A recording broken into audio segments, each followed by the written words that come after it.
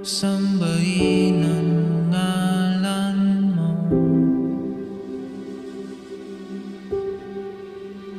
para mabuhay habang buhay sa puso't isipan mo. Sino pa